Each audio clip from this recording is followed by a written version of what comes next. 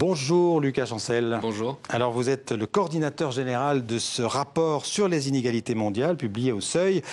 Vous êtes économiste, chercheur en sciences sociales, spécialisé en économie des inégalités et aussi en sciences de l'environnement.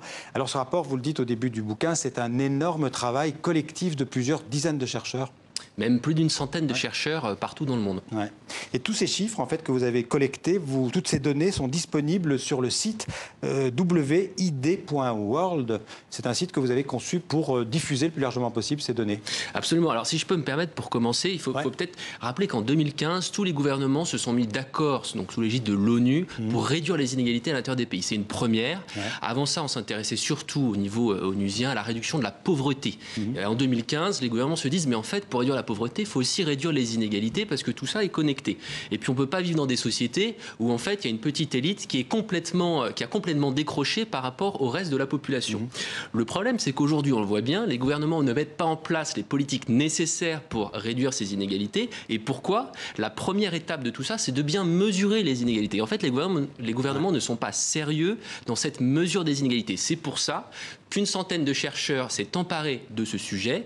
Donc on est sur tous les continents dans une grande majorité de pays. Et notre objectif est de faire cette première étape qui est de bien mesurer, de bien suivre cette évolution des inégalités de revenus et de patrimoine. Donc pour ça, il faut connaître les chiffres, les statistiques, il faut collecter, agencer, comparer beaucoup de sources différentes. Quelle a été votre méthode? Comment vous avez travaillé? Alors déjà, en fait, donc on a des chercheurs qui sont dans les différents pays. Donc c'est tous des connaisseurs de la fiscalité de chaque pays, des données différentes qu'on peut trouver dans chaque pays. Et notre méthode consiste en fait à utiliser les différentes sources disponibles qui ne sont en général pas utilisées par les gouvernements lorsque ces gouvernements publient leurs statistiques officielles sur les inégalités.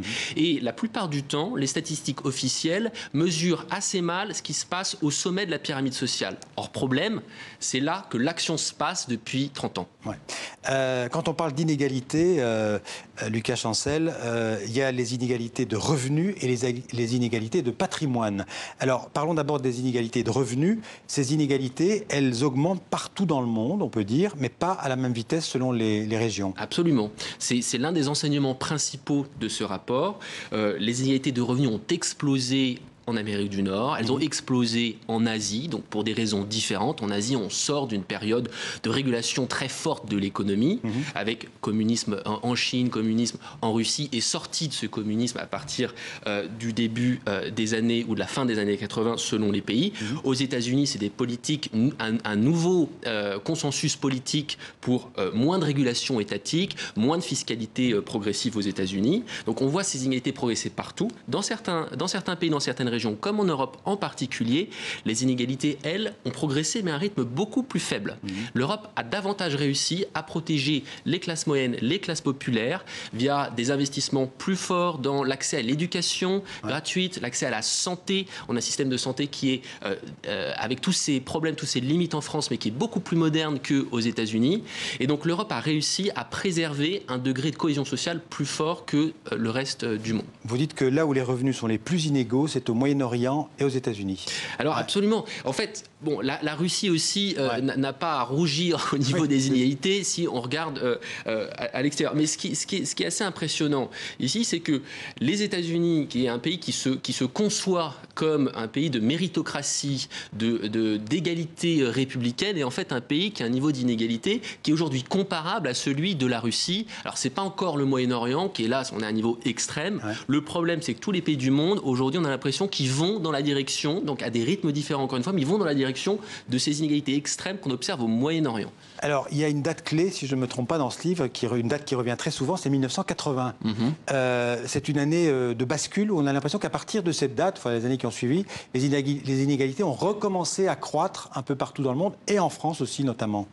Bien, en fait, qu'est-ce qu'on a en Europe, qu'est-ce qu'on a aux États-Unis à cette époque-là? On a un nouveau consensus politique avec Margaret Thatcher en Grande-Bretagne, Ronald Reagan aux États-Unis. C'est la libéralisation. Libéralisation, c'est dérégulation, libéralisation, baisse de la fiscalité progressive, c'est-à-dire qu'on finalement on va se dire qu'en fait la fiscalité progressive, c'est-à-dire qui pèse davantage sur les plus aisés que sur les autres, finalement c'est quelque chose qui irait à l'encontre de la croissance.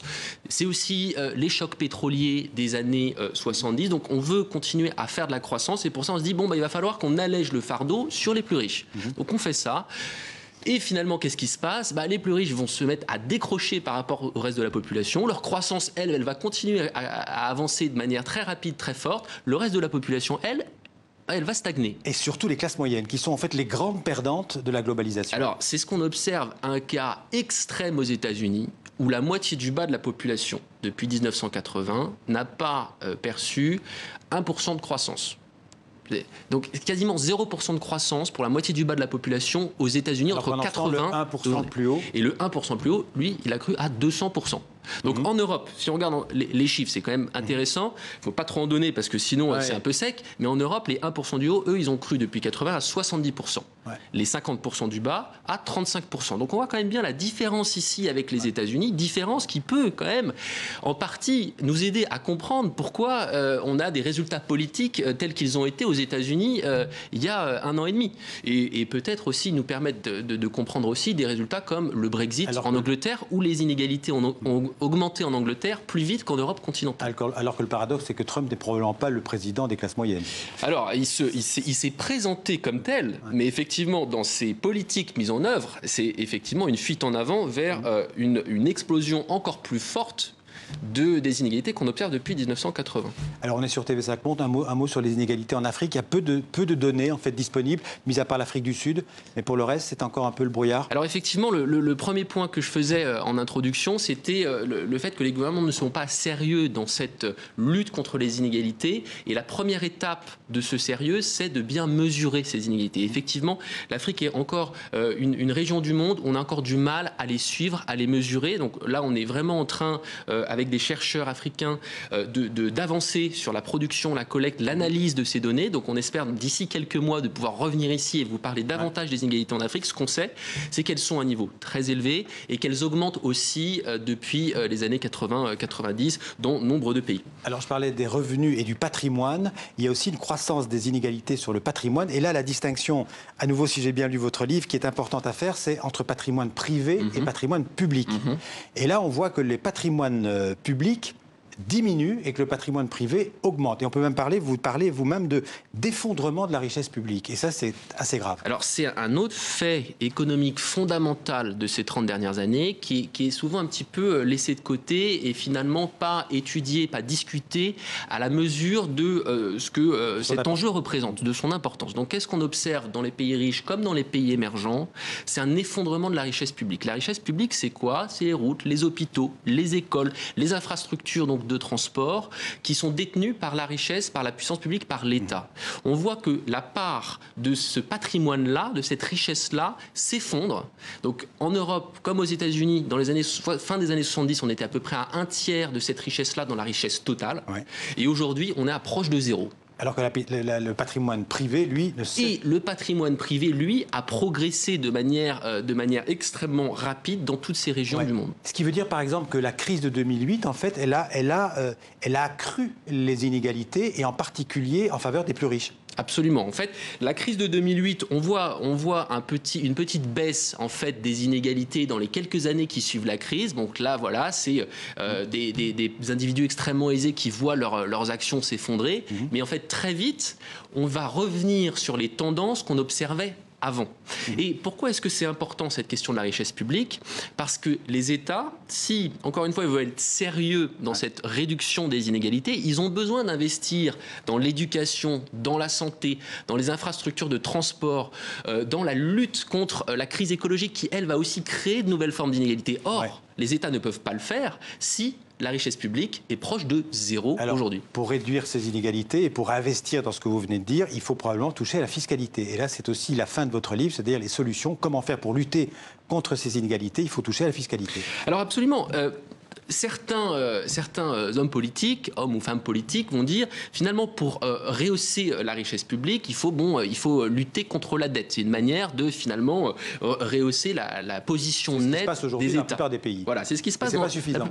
Le truc, c'est que quand on réduit la dette, finalement, on réduit la voilure aussi de l'État, les capacités d'action de l'État, d'investissement. L'argent sert à rembourser la dette. Parce que l'argent, au lieu d'être investi dans l'éducation, dans la santé, dans le transport, il va être investi dans la réduction de la dette. Donc en fait, ce qu'il faut faire, c'est qu'il faut aussi rehausser le niveau de fiscalité. Et il faut le faire de manière juste, c'est-à-dire de manière à ce que cette fiscalité soit progressive. Ça veut dire taxer les riches? Ça veut dire que les riches doivent contribuer à hauteur de leurs moyens, d'ailleurs dans la Constitution française, doivent contribuer à hauteur de leurs moyens à l'effort général. Or, aujourd'hui, on est dans une situation où on nous dit, mais si on taxe trop les plus aisés, ils vont partir. Et là, il n'y aura plus de croissance. Or, ce n'est pas du tout ce qu'on observe. Les plus aisés se portent très bien dans un pays comme la France, dans l'ensemble des pays du monde. Donc, il y a quand même un enjeu ici pour réhabiliter la place de la fiscalité progressive, pas juste pour taxer les riches, mais pour financer la réduction des inégalités, financer le service public qui est essentiel dans cet enjeu fondamental de notre époque. Vous évoquez d'autres pistes, taxer les transactions financières, on en parle depuis des décennies, mieux lutter contre l'évasion fiscale, c'est aussi un peu le monstre du Loch Ness, même s'il y a certains progrès qui ont été faits. Vous parlez aussi de créer un cadastre financier mondial? Alors absolument, aujourd'hui, pour que cette fiscalité le mot de la fin. Progressive fonctionne, il faut que les États se mettent d'accord pour bien identifier où sont les possesseurs d'actifs. Qui sont ces possesseurs? Et ça, on peut le faire au niveau international. Il faut avancer là-dessus. On va clairement pas assez vite. Et le gouvernement français, avec la suppression de son exit tax, finalement, il dit bon, en fait, c'est trop compliqué tout ça. On va supprimer toutes ces taxes et plutôt que de lutter de manière efficace, de manière vraiment sérieuse contre l'évasion fiscale. Donc, on aimerait avoir davantage de moyens mis dans cet enjeu fondamental qu'est la lutte contre l'évasion fiscale. Merci. Tout ce dont nous venons parler est dans ce livre, le rapport sur les inégalités mondiales. Merci beaucoup, Lucas Chancel, d'être venu.